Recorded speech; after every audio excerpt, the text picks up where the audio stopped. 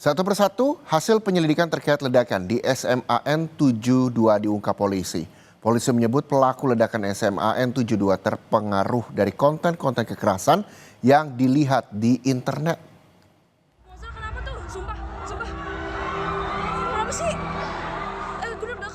Ledakan di SMAN 72 7 November lalu mengakibatkan 96 orang terluka, 3 diantaranya luka berat. 28 orang kini masih dirawat.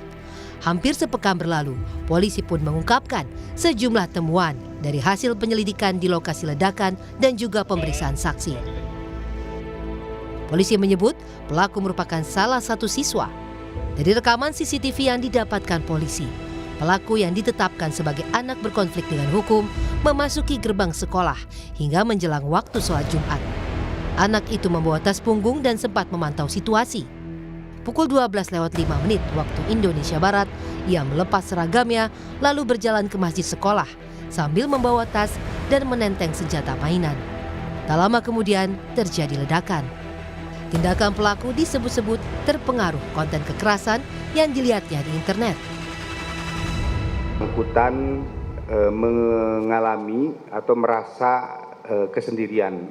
Kemudian selanjutnya yang bersangkutan mengikuti situs-situs atau melihat tayangan-tayangan dari media sosial atau dari internet sehingga menginspirasi yang bersangkutan ABH ini untuk melakukan sesuatu sebagaimana yang dilihatnya.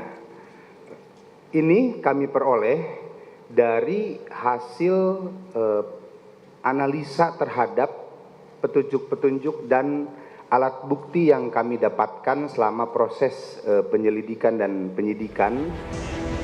Sejauh ini, Densus 88 Anti Teror menyampaikan bahwa tindakan pelaku tidak terafiliasi dengan jaringan teroris. Sampai dengan saat ini, tidak ditemukan adanya aktivitas terorisme yang dilakukan oleh ABH. Jadi murni tindakan yang dilakukan adalah tindakan kriminal umum ya, yang tercantum di dalam senjata mainan tersebut. Di sini memperlihatkan bahwa ada inspirasi yang sedang di capture oleh ABH dari berbagai negara ya.